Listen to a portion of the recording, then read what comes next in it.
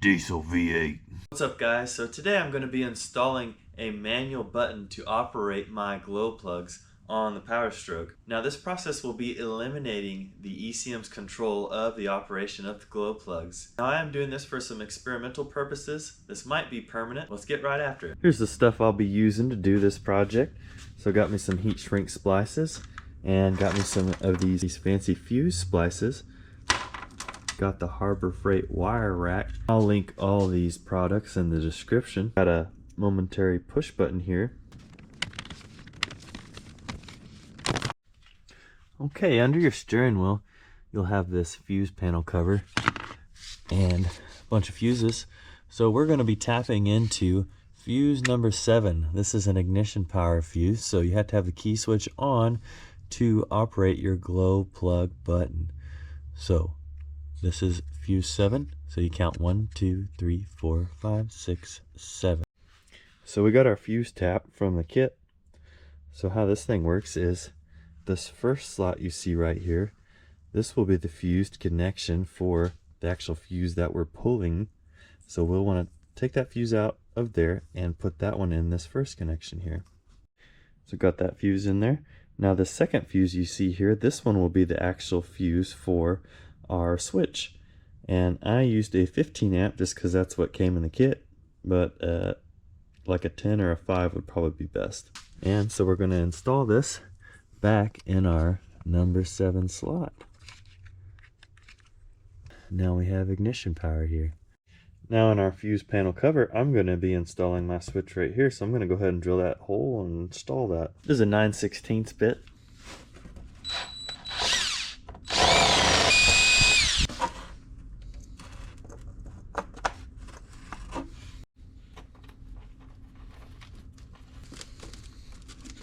We're going to cut us a little loop of wire to go from the switch to that fuse right there.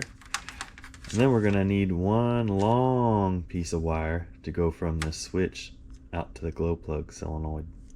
So I'm going to measure out 8 feet, I think, and I'll let you know if that's too long or too short. We're stripping our wire. Now I'm using these swanky strippers here, but you can just use a knife if you need to. We're going to twist this up a little bit, and then we can stick that through our little holes. Now we need to run our wire through the firewall, so I'll be using some of these rubber grommets from Harbor Freight, and I'll be using the 5/16 size. We'll be drilling our hole under here. I'm going to be drilling mine right here. And you need a 5/16 drill bit to do that.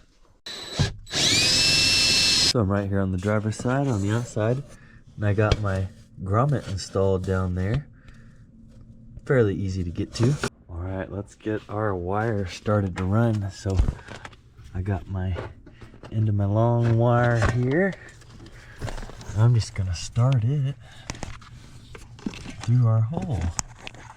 We're going to leave us a little bit of slack for in the future when we pull this panel off. Now I'm just going to butt splice these two ends together and we can button all this portion up. So here is our glow plug solenoid right here. So we need to take off these two smaller terminals. This takes a 10mm socket.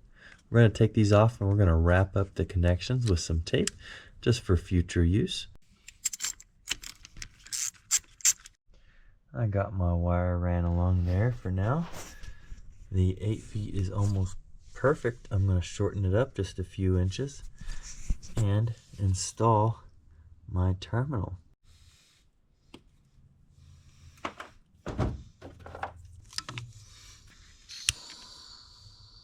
Okay, so now we have our power to the solenoid, but we need to run a short jumper ground from here to one of these studs. Now these are good grounds I've already tested.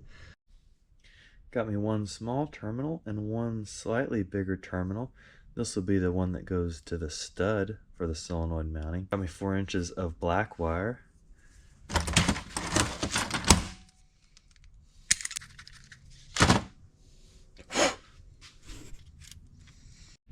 Okay, here's our ground, ran down to the solenoid. Stud right there, just a mounting stud. Alright, so let's go ahead and throw some loom on this wire all the way back.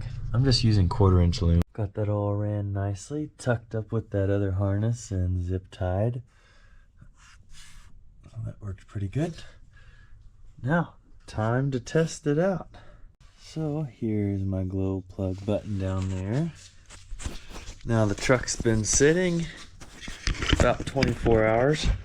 Generally this thing only needs the glow plugs like the first start of the day, unless it's really cold. So let's see how it starts with the manual. Got the key on. Gonna hold my button for 10 seconds.